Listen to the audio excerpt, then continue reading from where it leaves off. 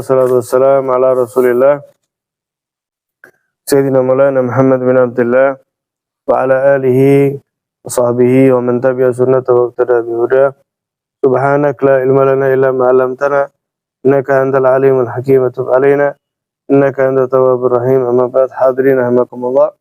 Alhamdulillah, di Jumat pagi yang insyaallah penuh dengan barokah ini, di Jumat pertama di bulan Sya'ban, menjelang bulan Ramadan, sehingga Allah Ta'ala selalu bimbing kita, beri taufik kita, kemudian mengikhlaskan niat kita di dalam ziarah ini semata-mata untuk bertaaruf kepada mereka para aulia, mengambil keberkahan daripada mereka para aulia, sehingga Allah Ta'ala beri keberkahan mereka kepada kita. Amin ya rabbal alamin. Melanjutkan kita bertabarruk membaca kitab di hadapan mereka para aulia, yaitu Al-Wasaya An-Nafi'ah karya Imam Al-Haddad. Masuk kepada wasiat yang berikutnya.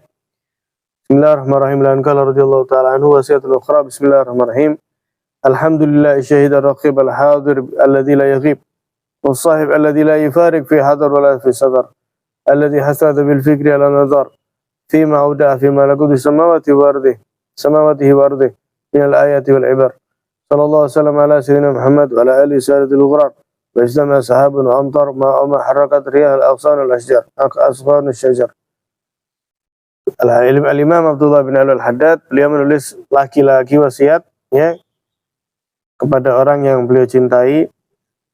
Beliau memulai dengan pujian kepada Allah Ta'ala yang selalu menyaksikan, selalu mengawasi, yang hadir dan tidak pernah menghilang, yang selalu menemani, tidak pernah berpisah dari hamba-hambanya, baik hamba tersebut dalam keadaan bepergian atau dalam keadaan tidak bepergian. Kemudian Allah Ta'ala yang maha menganjurkan kepada mereka yang mampu untuk berpikir, untuk meneliti daripada apa yang Allah titipkan, Allah Ta'ala letakkan di dalam kepemilikannya di langit maupun di bumi, daripada tanda-tanda kebesaran Allah Ta'ala. Kemudian beliau bersalawat kepada Nabi Sallallahu Alaihi Wasallam dan kepada keluarga beliau, yang mana mereka adalah orang-orang yang mulia, ya, selama itu berkumpul mendung-mendung kemudian mengucurkan air hujan, dan selama angin masih berhembus untuk meniupkan kepada pohon dedaunan yang ada di pepohonan. Kemudian Imam Al-Haddad beliau melanjutkan, amma ba'du, kemudian fa inni usi nafsi wa iyyakum ma'syaral ashabul ahbab, dan saya berwasiat untuk saya sendiri, kata beliau, dan untuk kalian wahai para teman, wahai para pecinta, bitaqwallah rabbil arbab. Yang pertama adalah tentunya dengan selalu mempertahankan dan meningkatkan takwa kepada Allah Ta'ala, Tuhan daripada segalanya. Wa musabbibil asbab, dan Allah yang maha menyebabkan segala hal untuk kita. Alladzi la ilaha wa la ma'budu siwa, yang mana tidak ada Tuhan dan tidak ada yang patut untuk disembah kecuali hanya satu, yaitu Allah. Wala maqsuda alal haqiqah illa iyyah, dan tidak ada hakikat tujuan inti daripada kehidupan kita ini kecuali yang harusnya adalah satu-satunya hanyalah Allah Subhanahu wa Ta'ala. Karena segala hal tergantung sama Allah. Kalau kita yang tuju Gusti Allahnya, maka segala hal yang tergantung dengan Allah akan bisa untuk kita raih. Fasaid, ini kata beliau ya, memperlebar daripada pembahasan wala maqsuda alal haqiqah illa iyyah. Tidak ada tujuan dalam hakikat ini semuanya ini kecuali puncaknya pada akhirnya itu siapa? Allah Subhanahu wa Ta'ala. Fasaid, maka orang yang beruntung, kata beliau, man itamada alaih, yaitu orang yang berpedoman kepadanya Allah, orang yang kembali kepada Allah, orang yang berpegang teguh, bertawakal kepada Allah. Wa fawwadha kulla amrihi ilaih, dan memasrahkan segala urusannya kepada Allah. Jadi setelah usaha, setelah mengupayakan sebisa, semaksimal mungkin, sudah. Wa fawwadha kulla amrihi ilaih. Jadi tidak ikut memikirkan apa yang akan terjadi, karena hal tersebut adalah tadbir atau urusan daripada Allah Subhanahu wa Ta'ala. Kita sudah melakukan, ya sudah, selanjutnya Allah Ta'ala yang berkehendak. Wa alqa nafsahu mutabarriyan min haulihi wa quwwatihi, dan meletakkan dirinya tadi itu, orang yang beruntung itu siapa? Kata beliau, adalah orang yang meletakkan dirinya, orang yang mengalir dengan kekuatan dan dayanya Allah Subhanahu wa Ta'ala, musallaman lahu baina yadayhi, pasrah di hadapan Allah, shadiqan fi raghbatihi wa talabihi lima yadayhi. Kemudian bukan hanya pasrah begitu saja, melainkan dia adalah orang-orang yang betul-betul serius di dalam pengharapan kepada Allah, di dalam permohonannya kepada Allah akan apa yang ada pada Allah Subhanahu wa taala. Jadi itulah orang yang beruntung, kata Imam Al-Haddad. Di dalam hal apapun, ketika seorang tadi itu memasrahkan urusannya kepada Allah, tidak bahasa ininya enggak ngakal-ngakalin sendiri gitu ya.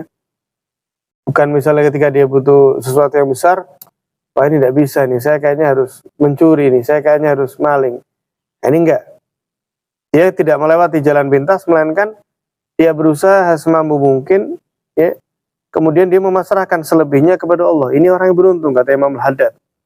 Wasyaki al-mahrum, kebalikannya, orang yang celaka dan yang terhalang daripada kasihnya Allah, mana arada an dzikri maulah, yaitu orang yang berpaling daripada mengingat Allah. Wattaba hawa, orang yang mengikuti hawa nafsunya, keinginannya apa, yaitu wa asara dunia wal ukhra, dan orang yang lebih mendahulukan dunianya daripada akhiratnya. Ini Al-Imam Al-Ghazali beliau menyebutkan di salah satu kitabnya, yang mana itu beliau setelah khalwat selama 10 tahun. Jadi beliau berkhalwat, kemudian beliau menghasilkan apa? Pemikiran-pemikiran dari betul-betul dari dasar dari pemikiran beliau, diantaranya beliau mengatakan betapa rugi ya kalau ada orang menukar 2 dengan 1. Misalnya kalau kita analogikan, ada orang punya uang 2 juta ditukar sama 1 juta. Mas, kamu punya uang 1 juta enggak? Misalnya punya. Oh iya, saya punya 2 juta, tak tukar ya, misalnya. Jadi 2 jutanya dia ditukar sama 1 jutanya orang.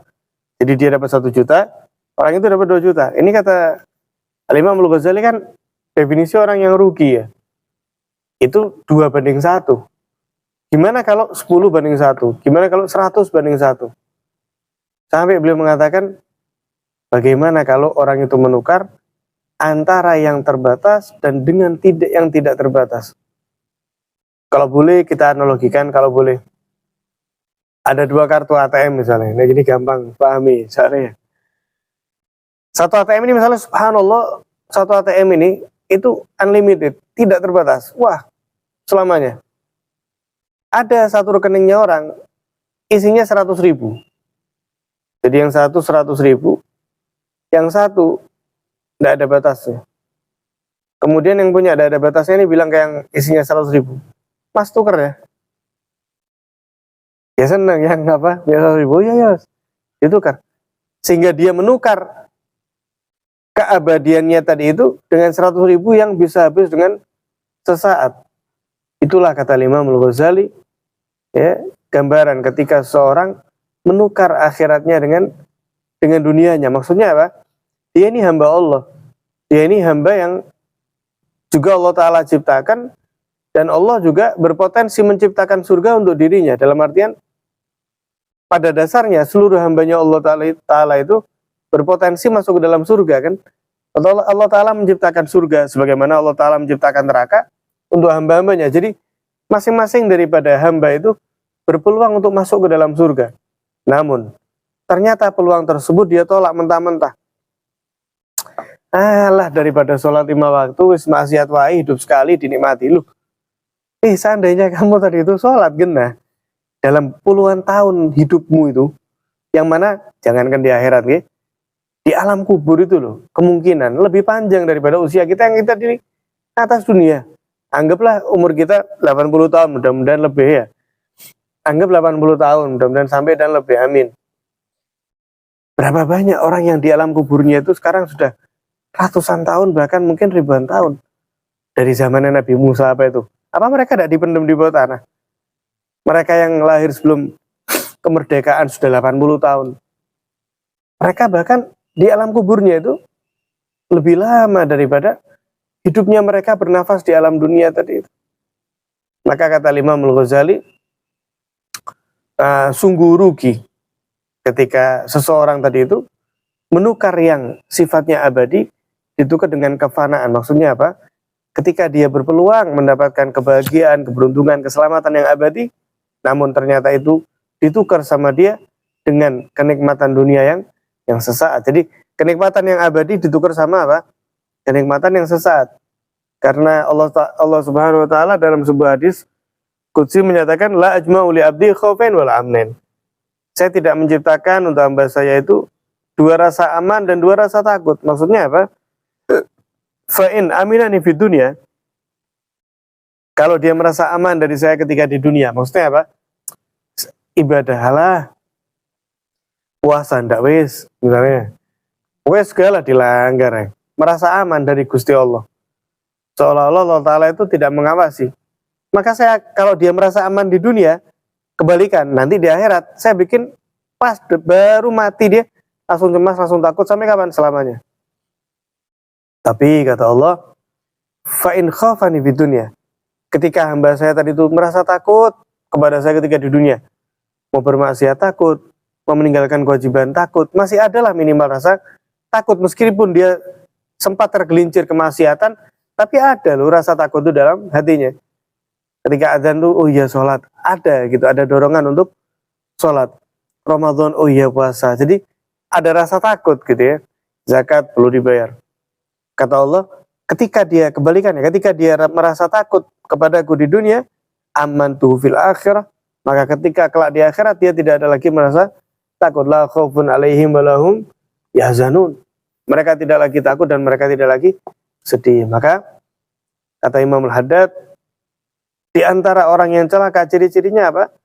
Wa asaru dunya wa ala ukhra, orang-orang yang lebih mendahulukan dunianya daripada akhiratnya. Tapi tentu hadirin, namanya kita manusia yang lemah dan kita hidup di alam dunia ini, ya tentunya kita yang pertama memang perlu berhati-hati. Yang kedua, kita tidak terlepas daripada bimbingan taufik dan hidayah daripada Allah Subhanahu wa taala. Karena jika bukan karena taufik dan hidayah Allah, maka kita mungkin akan selalu tergelincir, selalu jatuh. Dan ciri-ciri daripada orang yang khudlan, ciri-ciri daripada orang itu yang khudlan itu kebalikan taufik. Kalau taufik itu kan direstui dalam kebaikan, direstui dalam ketaatan. Khudlan itu justru Allah Ta'ala enggan sama hamba ini. Di antara ciri-cirinya adalah ketika dia itu sulit keluar daripada lubang kemaksiatan. Yang kedua, dia itu jarang sekali untuk, atau bahkan tidak pernah untuk berdoa memohon kepada Allah. Dia tidak menggantungkan hatinya harapan kepada Allah Subhanahu wa taala. Ini ciri-ciri khudlan dikatakan. Ini ketika orang tidak iso. Jadi kemaksiatan ya maksiat terus. Ini jangan-jangan ciri-ciri apa? Khudlan. Yaitu ketika seorang tidak direstui sama Allah. Atau yang kedua tadi apa? Ketika orang tadi itu tidak berdoa, setelah sholat tidak doa, ketika di tempat-tempat mustajab tidak berdoa, ketika di waktu-waktu yang dijabah dia nggak berdoa, jarang sekali atau tidak pernah berdoa. Ini naudzubillah min dzalik, kata ulama, di antara ciri-ciri khudlan. Semoga kita demi keberkahan mereka para aulia selalu dibimbing oleh Allah, disayangi oleh Allah, dipandang oleh Allah dengan mendengar rahmatnya, sehingga kita mudah dalam beramal, kita mudah dalam bertawakal. Amin ya rabbal alamin.